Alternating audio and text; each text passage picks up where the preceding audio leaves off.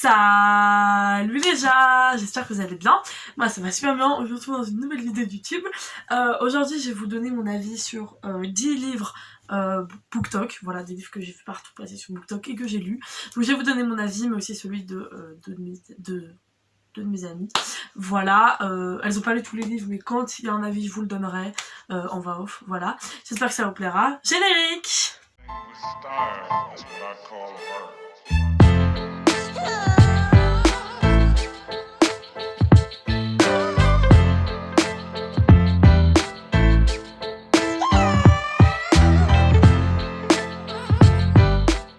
Chez les livres au hasard, on va commencer par celui que j'ai lu il y a le plus longtemps. Donc on a Nos étoiles contraires de John Green. Je l'ai lu début juillet, fin juin, début juillet. Je l'ai fini le jour de mon anniversaire, donc le 12 juillet. Donc plutôt début juillet, je l'ai lu. Bref, voilà. J'ai adoré ma lecture, même si... je sais pas, il y a des passages que j'ai trouvé un peu écrits bizarrement, mais sinon globalement j'ai adoré. J'ai pleuré à la fin, et ça m'arrive rarement de pleurer devant un livre, donc bon point pour lui. Je trouve juste que ça se passe un peu trop rapidement, je sais pas comment expliquer, mais après ça va un peu avec le fait qu'ils sont malades, tu vois. Oui, je vais grave spoiler, hein, je préfère prévenir. Je trouve que ça va avec le fait, qu'ils sont malades, que ça se passe super vite parce que bah leur vie se passe super vite, tu vois, et ils ont tellement peu de temps à vivre que tout s'enchaîne. Mais je sais pas, j'ai trouvé la construction du début un peu bizarre, mais j'ai vraiment adoré ce livre, il était trop bien, et bon, j'ai quand même chialé, donc voilà quoi. Nos étoiles contraires, elle l'a lu quand elle avait 11 ans, donc elle se rappelle pas hyper bien, mais elle trouve que John Green c'est un génie. Donc c'est un livre incroyable. Elle trouve aussi que ça se lit vite, donc c'est trop cool. En fait, c'est pas vrai. Avant de lire Nos étoiles contraires, j'ai lu Everything Everything. Voilà, ça c'est ma lecture, la première de tous les livres BookTok que j'ai. J'en ai entendu parler sur BookTok, mais c'est surtout avec... Comment j'ai découvert le film. C'est grâce au film que j'ai découvert surtout. J'ai vu le film après l'avoir lu. Mais ça m'avait intriguée et quand je l'ai vu chez Pêle-Mêle pour 2€, je me suis dit bah go le prendre en fait. Donc je l'ai pris et j'ai adoré les gars, vraiment. Ce livre, l'histoire d'amour, tout est incroyable, genre j'ai vraiment adoré. Je vous en avais déjà parlé je pense, mais même la manière dont le livre est écrit, genre je sais pas, c'est plein de formats différents, enfin je sais pas, j'ai adoré ma lecture vraiment. Donc lisez-le, en plus il se lit super vite parce que c'est des formats un peu spéciaux en mode message souvent ou des trucs comme ça. Donc ça se lit vraiment super rapidement et c'est une histoire d'amour trop mimes, c'est une happy end en plus, donc tout va bien. Et Everything Everything, elle a aimé mais sans plus, elle a trouvé le début long mais c'était une chouette lecture, elle recommande aussi, beaucoup plus, Sun is also a star de Nicola Yoon aussi, c'est le nom de l'autrice. Oui, elle a un nom de mec mais c'est une fille, ok. Donc, après avoir lu Nos étoiles contraires, je suis allée au camp scout donc j'ai lu des livres mais pas des livres BookTok. Et puis en revenant fin août, en genre une journée, 24 heures, j'ai lu Ashes Falling for the Sky. Je l'ai eu, à la base il coûte genre cher. Je pense qu'il coûte genre 17€, mais je l'ai eu à 10€ à la Fnac. Et incroyable, incroyable. Lynn Gorman, je la suivais à l'époque sur YouTube. Et genre vraiment, je suis trop contente qu'elle écrive des livres. Le jour où les étoiles se sont éteintes et le jour où le soleil ne s'est plus levé, ils sont dans ma pile à lire. Dans la pile à lire, pas genre d'automne ou quoi, mais genre dans les livres que je veux lire. Je les ai pas encore, mais j'ai des amis qui les ont, qui vont probablement me les prêter. Je ne sais pas quand je les lirai, mais j'ai hâte de les lire. Donc en attendant, j'ai lu celui-là. Je veux acheter le tome 2, les gars, c'était incroyable. Incroyable. C'est genre vraiment un espèce de enemies to lover, un peu ambiance sombre et tout. J'ai adoré ma vie. La fin j'étais comme ça devant mon livre. Je l'ai lu en une journée tellement c'était une lecture addictive, genre vraiment il était incroyable. Je veux le tome 2 si vite, si vite, si vite. On a Ugly Love. Alors lui je l'ai lu quand j'étais en Bulgarie, d'ailleurs faut que j'arrive sticker qui est dessus. Je l'ai lu quand je l'ai lu, même chose, pas d'une traite parce que c'est quand même, je l'ai pris en anglais.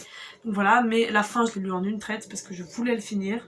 Mais je dirais que j'ai mis une semaine, sachant que j'étais quand même en vacances, qu'on faisait des visites tous les jours, tout ça. J'ai mis une semaine à le lire et il fait 300 pages, un peu moins de 300 pages je pense. Pour une lecture en anglais, je suis vraiment contente parce que j'avais peur d'avoir du mal à lire, de pas tout comprendre. Et au final, j'ai compris la globalité du livre. Je m'en rappelle très bien parce qu'il m'a vraiment marqué, il était incroyable. Colleen Hoover, j'ai lu un autre livre d'elle, en français cette fois-ci, mais j'ai lu un autre livre d'elle que je montrerai après. Et vraiment, je l'adore, c'est une autrice. Je trouve qu'elle transmet hyper bien les sentiments, la complexité de ce qui se passe dans le cœur des gens. Je sais pas comment vous expliquer, mais vraiment, j'ai adoré Ugly Love. ce que disait TikTok n'était pas faux, c'est vraiment un livre incroyable. J'ai pas chialé, parce que, comme je vous l'ai dit, je pleure difficilement devant un livre.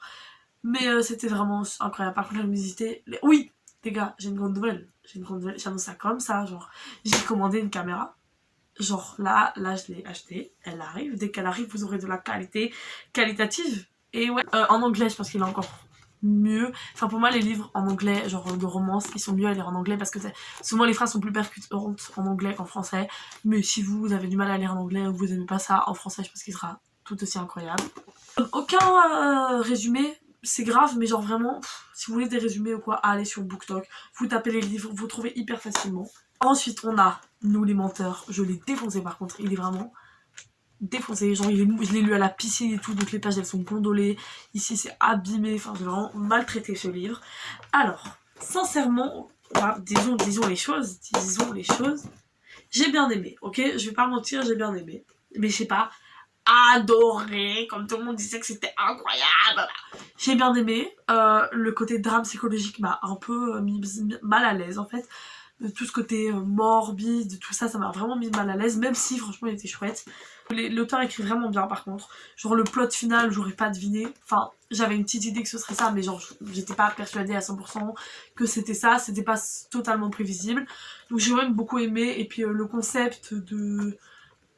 Ouais, le concept de drame familial, j'ai bien aimé quand même si... voilà. Alors, Nous les menteurs, elle a adoré, elle trouve que ça se lit super vite et que c'est le type de livre qu'elle aime. Elle a aussi lu A Family of Liars, il existe qu'en anglais. Et ça, c'est l'histoire de Carrie, qui est une des sœurs Sinclair. Elle a aussi beaucoup aimé, même s'il l'a fait pleurer comme jamais, elle a adoré. Puis j'ai lu 1000 baisers pour un garçon. La couverture est vraiment dégueulasse. Elle est trop moche, mais comme on dit, on ne juge pas un livre à sa couverture. Et là, c'est exactement le cas de le lire, parce que la couverture est moche. Mais ce qu'il y a à l'intérieur du livre, les gars, incroyable. Incroyable. J'ai pas pleuré parce que je l'ai lu par tranche de genre 20 pages. Mais si j'avais tout lu en une traite la fin là, mais comment les larmes elles auraient coulé toutes seules. Waouh. Histoire d'amour trop mimes, trop mignon, trop j'adore, genre trop petite histoire d'amour bonbon comme ça. Genre j'ai vraiment kiffé, même si il y a le côté triste. La fin est hyper triste, du coup voilà. Je sais qu'il y a plein de gens qui pleurent en le lisant, donc voilà. Après, je les ai pas parce qu'on me les a prêtés, mais j'ai lu et ils meurent tous les deux à la fin. Alors clairement, je m'attendais à le truc du siècle. Spoiler, j'ai moyen bof aimé. Je trouve que même chose, l'histoire d'amour entre les deux va beaucoup trop vite. Genre, je sais pas, ils ont peur d'être tueurs en série, à BFF, à on est amoureux, on veut passer notre vie ensemble alors qu'on va crever. Genre vraiment, j'ai pas compris le concept. Et puis, on en parle de l'amour de Mathéo qui pue la merde, genre. Enfin, gros, vraiment, choisis une mort aussi nulle à guette, j'ai jamais vu ça, enfin bref. Oui, c'est vraiment pas un spoil que je dis qu'il meurt, parce que vraiment, c'est dans le titre, il meurt. Genre, voilà. Mais ça, c'était chouette, c'était une petite lecture. Je vous avoue que ce que j'ai préféré, c'est l'histoire des personnages en parallèle et pas leur histoire à eux deux, parce que je trouvais que ça allait trop vite, même si j'ai quand même bien aimé. Et il y a des fois, j'avais vraiment du mal à le lire, genre de me dire, ok, là, je vais le lire parce qu'il faut que je continue. J'avais un peu la flemme parfois de le lire, je vous avoue. Voilà, et souvent, c'est pas bon signe quand t'as la flemme de lire un livre.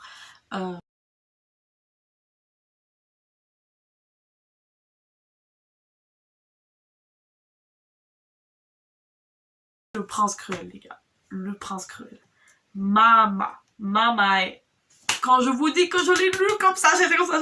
Je mangeais le livre. Je mangeais le livre tellement il est incroyable. J'aimais pas trop la fantasy de base, à part Harry Potter. Mais là, j'ai envie de lire que ça. Je me dis, si tous les livres que BookTok conseille en fantasy sont aussi bien que le Prince Cruel, mais je vais tous les dévorer.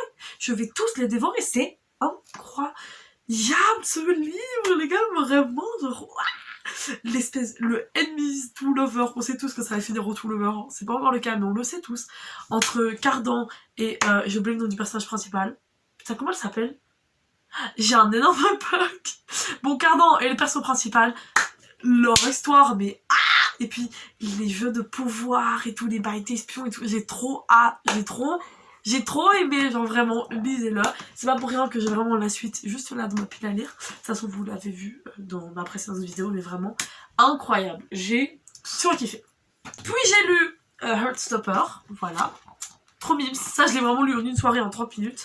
C'est en gros un roman graphique, hein, donc c'est logique que je l'ai lu vite, parce qu'il n'y a pas énormément de paroles, et puis j'avais déjà vu la série, donc je connaissais déjà l'histoire.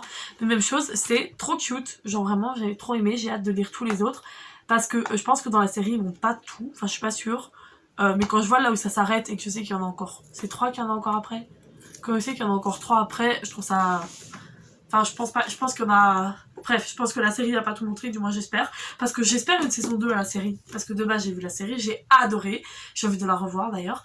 Et puis, j'ai vu que c'était un roman graphique à la base, je me suis dit, bah go le lire. Du coup, je l'ai lu. Et c'était trop bien, vraiment. Leur histoire d'amour, elle est trop mimes. Les dessins, ils sont trop chouettes. Et puis, j'ai adoré quoi. Et pour finir, mais pas les moindres, jamais plus. De Colin Dover, du coup c'est le deuxième Colin Dover dont je parlais. Il est vraiment... La tranche est vraiment moche les gars. Donc je vais vraiment le mettre comme ça dans ma bibliothèque parce que sinon c'est pas beau. Mais que dire à part que c'était incroyable. Que dire à part que Atlas, marie-moi s'il te plaît, maman est disponible pour la t'inquiète. Que dire à part que waouh, genre comment il s'appelle, j'ai oublié le nom tellement je l'aimais pas. Ryle, lui, mais comment les patates elles allaient partir. J'étais devant mon livre, je criais, j'étais énervée tellement il me saoulait. J'étais comme ça en mode j'ai frappé mon livre quelques moments, j'avoue. Si vous avez des trigger warnings de tout ce qui est violence conjugale, tout ça, viol aussi, ne le lisez pas. Voilà, d'ailleurs je trouve qu'ils vont mettre des trigger warnings au début. Mais sinon, incroyable. Genre, toute la psychologie du truc, et je trouve que c'était pas vraiment une... Enfin, c'était une romance, mais il y avait un message beaucoup plus profond derrière, et genre, je sais pas, j'ai trop aimé. Son amie pour jamais plus. Elle a pas encore fini, mais elle aime parce que ça se lit vite et que ça s'enchaîne super vite. Par contre, Team Atlas à donf, comme moi quoi. Donc voilà, globalement, beaucoup de top. Hein. BookTok ne m'a pas menti. Merci BookTok. J'ai hâte de lire tous les autres livres qui sont dans la pile à lire et que j'ai aussi eu envie de lire grâce à BookTok. J'espère ne pas avoir trop de déceptions. Là, j'en ai eu 2-3, donc ça va. J'espère que ça vous a plu. Et moi, je vous retrouve la semaine prochaine pour une nouvelle vidéo. Bisous!